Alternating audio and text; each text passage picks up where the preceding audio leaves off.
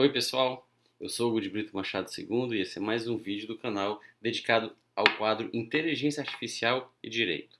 No vídeo de hoje trataremos do difícil problema ligado à textura aberta da linguagem e os seus reflexos na compreensão por máquinas de textos, sejam eles normativos ou não.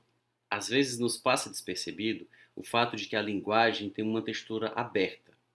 A linguagem, as palavras que nós utilizamos para nos comunicar, elas não têm um significado prévio, pré-definido, um rol de significados possíveis todo previamente definido e fechado. O significado que as palavras possuem, ele é adquirido ou ele é atribuído a elas pelos que os utilizam e por aqueles aos quais elas são dirigidas. Esse significado ele é atribuído à luz do contexto em que elas são utilizadas. E não só. Além de as palavras designarem parcelas da realidade, se nós falamos que isso é um quadro, que esses aqui são livros, esses objetos são livros, há uma estatueta, enfim, se há uma janela, se nós usamos palavras, as palavras designam parcelas da realidade. E essas parcelas da realidade, não há uma zona, não há uma linha divisória que as separa de forma muito nítida e muito clara de outras parcelas da realidade que não são designadas por essas palavras. Então, quando nós usamos uma palavra para designar uma parcela da realidade, não há uma linha clara separando essa parcela que nós designamos com a palavra e outras realidades que não são validamente designadas por essa palavra. A separação entre o que é um quadro e o que não é um quadro, o que é uma janela e o que não é uma janela, o que é um livro e o que não é um livro, não é uma separação clara. Como diz Carrió, há uma zona de penumbra que não se sabe onde começa nem onde termina, mas que paradoxalmente existe nos contornos de cada realidade e, por via de consequência, nos contornos de cada palavra que usamos para designar essas realidades. Talvez isso só não aconteça com as realidades ideais. Se nós falamos, por exemplo, de um número primo, o número primo ou é um número primo ou não é. Não existe um número mais ou menos primo. E, portanto, em relação às realidades ideais matemáticas, nós podemos falar de palavras que designam com precisão uma parcela dessas realidades e que, por consequência, não designam tudo que não se encaixe nessa parcela ou nessa definição dessa parcela da realidade. Mas se nós estamos falando de realidades biológicas, de realidades físicas, de realidades culturais, de realidades sociais humanas, nesses casos sempre haverá essa vagueza, tanto na realidade como nas palavras que nós usamos para designar essa realidade. Além da vagueza, há também um outro fenômeno chamado de ambiguidade. As palavras às vezes designam coisas diferentes. A mesma palavra pode designar coisas diferentes. Então, não só nós temos uma mesma palavra designando coisas diferentes, como nós temos uma mesma palavra designando um conjunto de coisas que não é claramente definido. Alguém pode dizer que isso é um exagero, que algumas palavras são sim muito claramente definidas, ou podem ser claramente definidas, mas elas podem ser definidas em um determinado contexto. Mas isso não significa que não possam surgir contextos outros, diversos desses que nós imaginamos, para dizer que a palavra é clara, e esses outros contextos, neles, o significado da palavra não é tão claro quanto nos parece. É o que Carrió chama de vaguidade potencial, que todas as palavras têm. Se nós falamos, por exemplo, a palavra coelho, é muito fácil saber o que é coelho. Se nós afastamos as ambiguidades de dizer que coelho pode ser alguém que tem muitos filhos, coelho pode ser alguém que tem o sobrenome coelho. Não, nós não falamos disso, falamos do animal, do roedor mamífero que tem as orelhas grandes e afastamos também figuras simbólicas como o coelhinho da Páscoa. Estamos falando do animal, coelho, peludo, que gosta de cenoura, que se esconde, que é presa de lobos e raposas. Se nós falamos desse coelho, mesmo assim ainda há vaguidade na palavra, porque há vaguidade na realidade por ela designada. O coelho não existe no universo desde o Big Bang. O coelho certamente surgiu como fruto do processo de seleção natural, evoluindo por adaptação a partir de outro animal que o antecedeu, de um ancestral seu. Esse ancestral não era o coelho, como os nossos ancestrais não eram Homo sapiens sapiens, nós descendemos de hominídeos que não tinham as características que nós temos, características que foram sendo adquiridas ao longo do processo de seleção natural. Quando o nosso antepassado mais próximo teve um filho que já era Homo sapiens sapiens? Quando foi que se deu essa transição? Quando foi que deixaram de falar latim na Península Ibérica e começaram a falar português ou espanhol? Não há uma distinção clara, como diz Charles Darwin, natura facit non saltum. A natureza não dá saltos. Então, não existe uma linha divisória clara entre o que não era coelho antes dele, seu ancestral, e o que passou a ser. E mesmo na atualidade, se um coelho morre, nós temos um coelho morto. Mas a partir de quando aquele coelho morto deixa de ser um coelho morto e passa a ser matéria biológica decomposta? A partir do primeiro dia, do segundo dia, se um coelho for atropelado numa estrada e ficar na beira da estrada por uma semana, por um mês, por 10 meses, ao cabo dos quais não é possível distinguir mais nem os pelos dele, não é mais um coelho. Quando é que ele deixou de ser coelho? Também aí a palavra coelho designa uma realidade que não tem fronteiras claras. Além desse problema, nós temos um outro que decorre do fato de que com as palavras nós não apenas designamos parcelas da realidade. Com as palavras nós também fazemos coisas. Com as palavras nós prometemos. Com as palavras nós seduzimos. Com as palavras nós elogiamos. Com as palavras nós ofendemos, nós agredimos. Com as palavras nós nos obrigamos. Com as palavras, portanto, é possível fazer uma série de atos. E quando é que nós estamos realizando esses atos? Se um pai diz para um filho: meu filho, amanhã você não vai para o futebol. Essa frase pode ser uma profecia. Essa frase pode ser um castigo, porque o filho fez alguma malcriação e, como punição, no outro dia ele não poderá ir ao futebol. A frase pode ser uma previsão.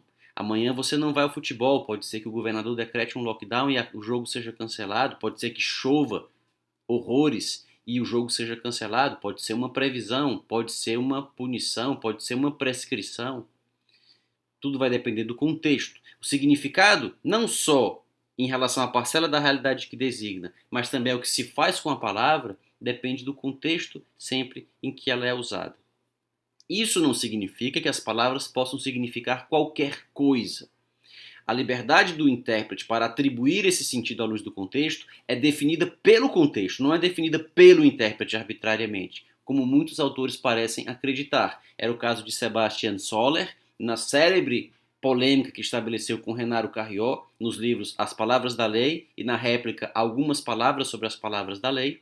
É o caso na atualidade, por exemplo, do professor Humberto Ávila, quando defende que a Constituição usa necessariamente conceitos fechados ao definir competências tributárias, sob pena de, em não sendo assim, não existirem sequer regras de competência e o intérprete ser livre para decidir o que quiser em matéria de competência tributária. Exagero oposto, que também não é o caso. Quando se diz que o significado das palavras é definido no contexto e que é impossível, com antecipação, delimitar todos os significados possíveis, não se quer dizer, repito, que o intérprete tenha liberdade para dizer que o significado é o que ele quiser dizer que é, apenas se está designando o fato de que será o contexto que tornará evidente, às vezes até, o significado que essas palavras estão assumindo naquele contexto.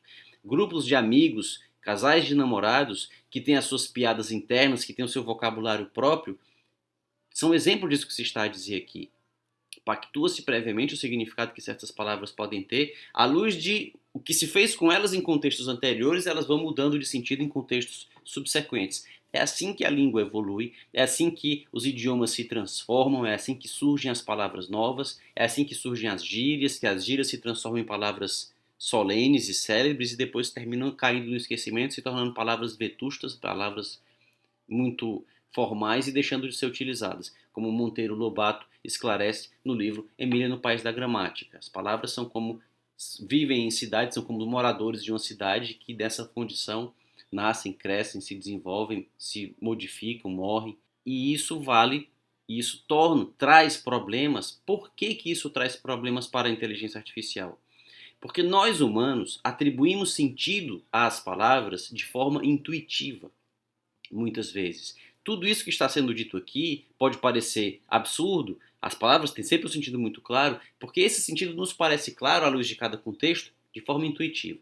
Se nós estamos, por exemplo, no nosso apartamento, no 13º andar de um edifício, pedimos por um aplicativo um saboroso hambúrguer. E quando o hambúrguer chega, o aplicativo nos informa que o hambúrguer chegou na portaria do edifício. O interfone toca e o porteiro diz: "Seu hambúrguer chegou." E você fala: "Ah, vou descer para pegar o hambúrguer." Ou não: "Será que você não poderia colocar o hambúrguer dentro do elevador?" E aí o porteiro diz: "Sim, pode deixar que eu colocarei o hambúrguer no elevador." Então ele põe o hambúrguer no elevador, aperta lá o 13, o elevador vai até o andar e então é possível pegar o hambúrguer no elevador. Alguns dias depois, se faz o mesmo pedido de um hambúrguer pelo aplicativo, o hambúrguer chega, o interfone toca, o porteiro do outro lado da linha, quando se atende, o porteiro diz apenas assim: "Social." Essa palavra social, pronunciada pelo porteiro, diz muito claramente, sem nenhuma ambiguidade, que o hambúrguer foi colocado no elevador social e é possível buscá-lo nesse elevador sem a necessidade de descer até o pilotis do prédio. Mas essa clareza no contexto não significa que a palavra social só possa ter esse sentido. Se ela estiver colocada num convite para uma festa de casamento, ela está certamente designando o traje que se deve utilizar, ou para uma festa de aniversário, o traje que se deve utilizar na festa correspondente. Se ela estiver sendo utilizada, por exemplo, num tratado de sociologia para designar o homem como um animal social, ou o ser humano como um animal social, social aqui já designa outra coisa também. E não é possível antecipar previamente, através de um dicionário, quais são os significados possíveis, de modo exaustivo, num rol numerus clausus, quais são os sentidos que a palavra social pode ter. Ela pode adquirir sentidos novos em contextos novos, o que não quer dizer que os intérpretes sejam arbitrários ao fazer isso. Dependerá do contexto. O contexto será soberano, não os intérpretes dentro do contexto. Isso é o que o Wittgenstein chama de jogos de linguagem. Só que essa tarefa intuitiva dos intérpretes, de à luz do contexto intuir o significado que as palavras nele, contexto, têm, é uma tarefa que, como tudo que os humanos fazem de forma intuitiva ou instintiva, é muito difícil para as máquinas. É por isso que se diz que as coisas fáceis são as mais difíceis para as máquinas. Em inteligência artificial, essa é uma expressão muito usada. Se, de um lado, computadores são exímios jogadores de xadrez e hoje até um telefone móvel é capaz de vencer o campeão mundial de xadrez num aplicativo que joga xadrez com habilidade, algo que as máquinas conseguiram pela primeira vez em 97, portanto, há mais de 24 anos quase, foram vencidos os humanos os humanos todos, apenas não, o campeão mundial de xadrez, Garry Kasparov, foi vencido pelo Deep Blue da IBM e desde então o xadrez é algo trivial para as máquinas. Xadrez que muitas pessoas têm dificuldade de jogar e de jogar bem, então nem se fala. Para as máquinas é fácil. Agora, tarefas simples como reconhecer uma imagem de um cachorro. Uma criança de 2, 3 anos de idade consegue reconhecer um cachorro. Não importa se é um Golden, não importa se é um pastor alemão, um chihuahua, um shih tzu, um border collie, se é um personagem de desenho animado, o Scooby-Doo, se tem uma grade na frente do cachorro, se o cachorro está por trás de uma pessoa, a criança reconhece o cachorro. Para uma máquina isso é muito difícil. Para os seres humanos, ou pelo menos para a maior parte deles, dirigir é uma tarefa fácil. Para uma máquina é uma tarefa muito difícil.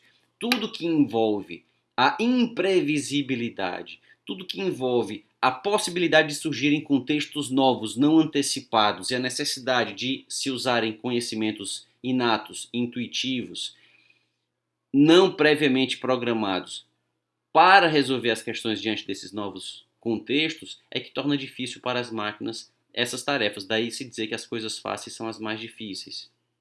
Em relação à interpretação de textos, é muito fácil para um ser humano, por exemplo, saber que quando ele pediu uma comida que chegou na portaria, que o porteiro interfona e fala social, ele quer dizer que a comida está no elevador social. Mas para uma máquina pode não ser tão simples. Quando alguém diz para um humano: coloque a caixa da pizza sob a mesa e abra, o humano sabe que é para abrir a caixa, porque as caixas se abrem. Se diz: coloque a caixa da pizza sobre a mesa e coma, se sabe que ele está falando para comer a pizza, porque caixas não se comem, pizza sim.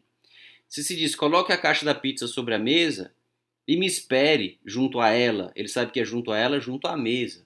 Ou verifique se ela está firme, sabe que se deve verificar a firmeza da mesa e não da pizza ou da caixa.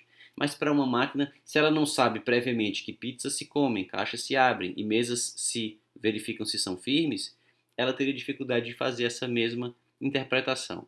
Daí a ideia do coisas fáceis são as mais difíceis.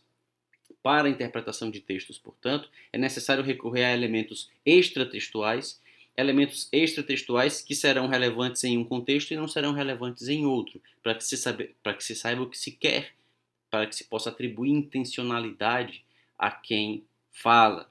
É o que Brian Christian diz no livro O Humano Mais Humano. Quando ele se preparava para participar de um teste de Turing, ele pesquisou o que diferenciava os humanos das máquinas e, pelo menos no estágio atual, no estágio em que se encontrava a inteligência artificial na época em que ele escreveu o livro, a diferença era essa: a capacidade de atribuir intenções aos interlocutores e, com base nisso, interpretar o que eles devem estar querendo dizer. E isso se reflete de uma forma muito simples, muito óbvia no nosso dia a dia, nos corretores ortográficos, que muitas vezes até não foi colocado em situações embaraçosas, porque eles corrigem palavras por outras que naquele contexto não tem nenhum cabimento e às vezes até colocam a pessoa em situação bastante embaraçosa, como por exemplo quando a moça vai mandar uma mensagem para o namorado no começo do namoro, dizendo que quer conhecer o pai dele, e às vezes o corretor pode trocar alguma letra e tornar para a moça a situação um tanto vergonhosa, ou não, mas de qualquer forma pode não ser o que ela queria dizer. Mas, se tiver gostado desse vídeo, não se esqueça de curti-lo, de se inscrever no canal para acompanhar os próximos e deixar na caixa de comentários o que pensa a respeito desta e de outras questões. Até os próximos vídeos.